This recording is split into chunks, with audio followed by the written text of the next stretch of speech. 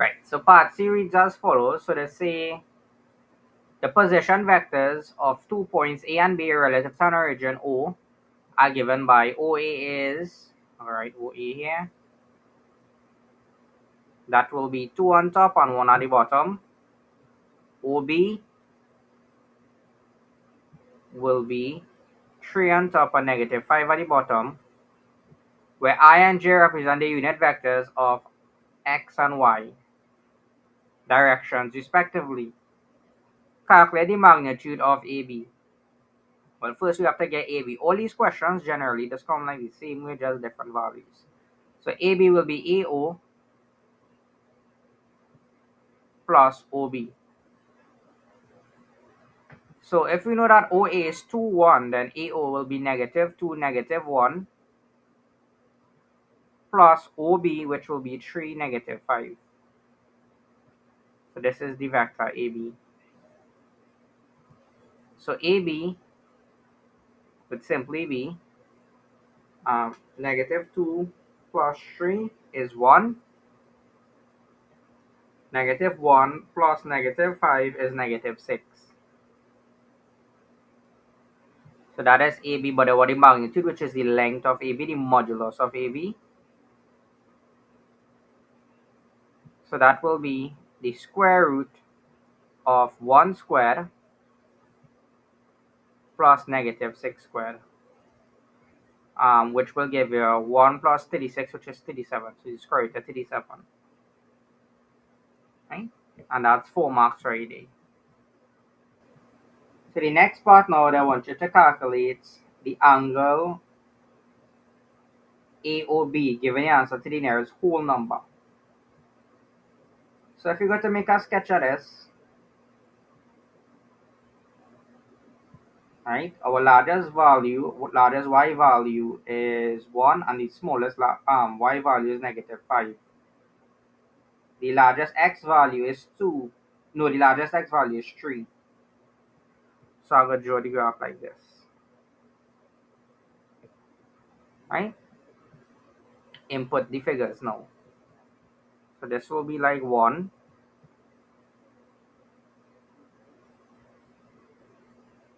This will be like negative 1, negative 2, negative 3, negative 4, negative 5. Right? And 1 to 3. So here will be like 1, here will be like 2, here will be like 3. So OA is 2, 1. X is 2, Y is 1. So I'll be like here.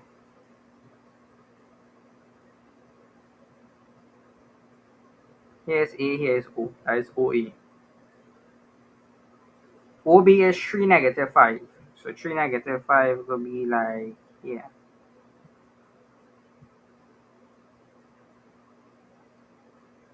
Right?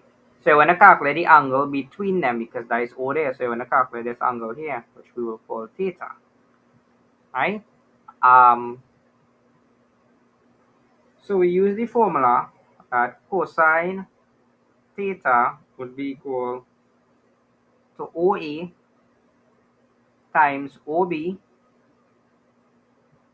all over the length of OA times the length of OB.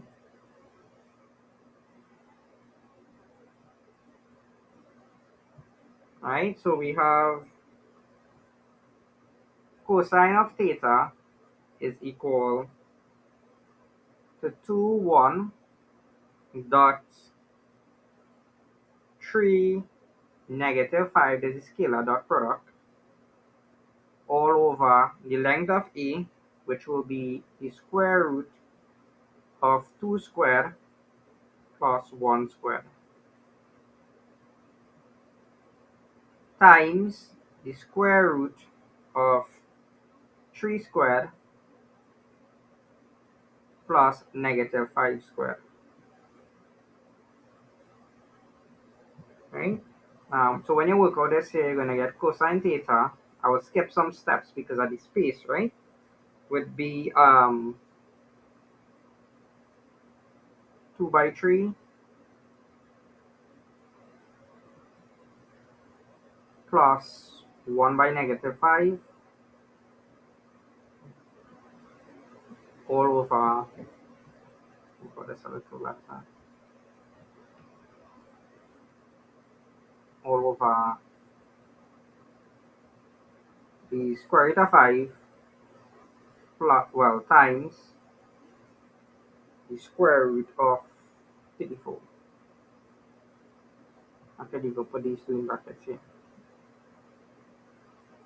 Right? So that's 2 by 3 is 6, and 6 plus negative 5 is 1. So you're basically getting,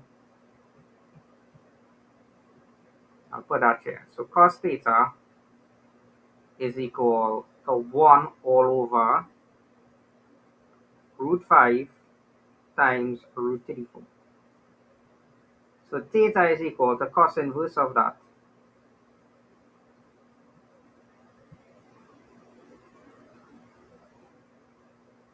Root 5 times root 34. And you will get approximately 86 degrees to the nearest whole number. You got this answer? Right, so that's the solution for that one. 2018. Right. So the 2019 now.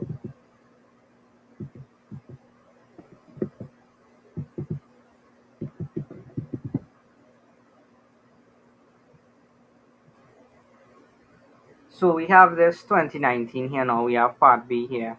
Two vectors P and Q are such that P is 8I plus 2J and Q is I minus 4J. Calculate the scalar dot product. So this, you write it in column form. So P dot Q would be 8 2 times 1 negative 4. So you're going to get 8 by 1, which is 8. So 8 by 1 um, plus 2 by negative 4. So you're going to get 8 plus negative 8, which is basically 0. So this is P dot Q. 0. Understand this, right? Right. Um, this is steady angle between the two vectors P and Q. Now, because I get the scalar dot product to be 0, that means that the angle is 90 degrees. Because you're going to have cosine theta is equal to P dot Q all over the modulus of P times the modulus of Q, and the top is already 0, so you're going to get cosine theta is equal to 0. So theta will be equal to cosine inverse of 0. So theta will be equal to 90 degrees. So the vectors are perpendicular. Um, so to say the position vector, well, the position vector A is 4I minus 7J. Find a unit vector in the direction of A. So the unit vector is equal to the vector A divided by the length of the vector A. So the vector A is 4I minus 7J divided by the length of it, which is 4 squared plus 7 squared, which is basically 4I minus 7J all over the square root of 65. In other words, this is 1 all over the square root of 65 times 4I minus 7G. Understand this, right? Right. So going on to the 2021 now.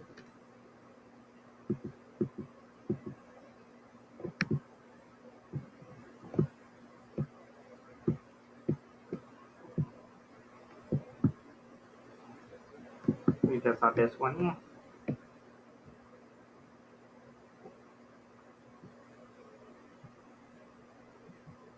So we have the position vectors of 2 points P and Q relative to an origin O are given by these vectors. OP is 2, -3, OQ is -4, 1. Determine the unit vector in the direction of PQ given the answer in its simplest form, PQ. So to find PQ, that will be PO plus OQ. So PO will be -2, +3, and OQ will be -4, 1. So -2 plus -4 is -6, and 3 plus 1 is 4. So this is PQ. So the unit vector of PQ would simply be 1 all over the modulus of PQ times PQ. So this will be 1 all over the square root of -6 squared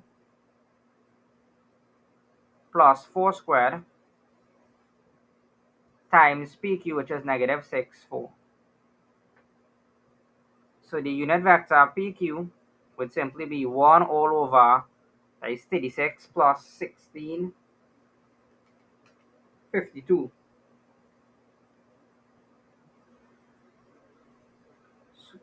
Square root of 52 times -6, 4. And that is the unit vector there. Understand? Oh, they say given the answer in its simplest third form. Okay, so we can break up the 52 and we could factor out the number 2 on top for the -6, and if we could factor out the 2 because 2 is a scalar multiple there. So PQ, the unit vector PQ, let's factor out the 2 first. Take out the 2 on top, and you remain with -6 divided by 2 is -3.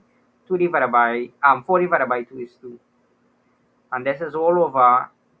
You can break up 52 as the square root of 4 times 13,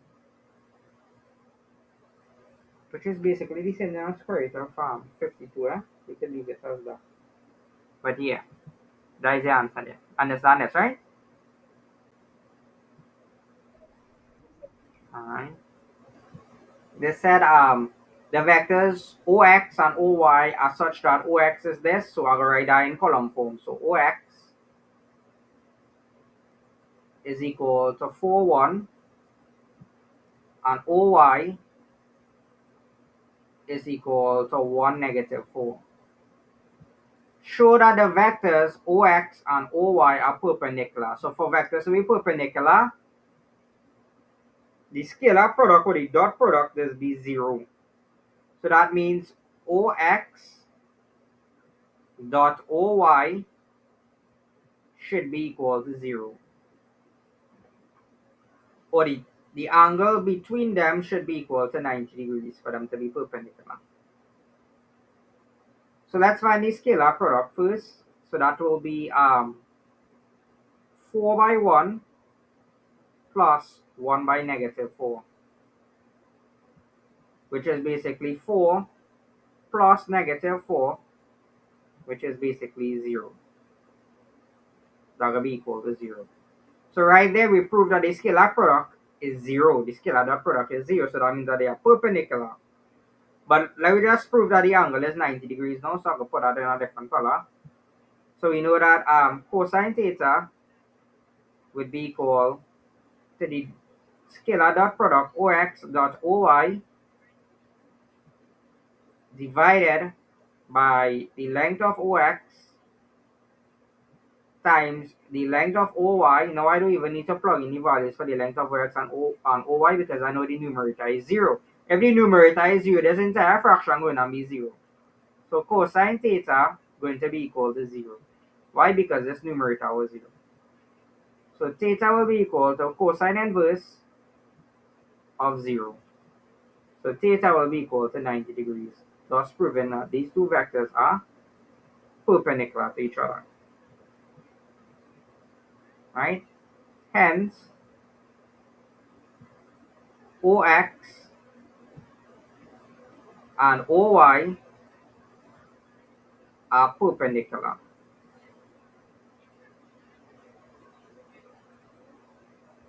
Understand the solution here, right?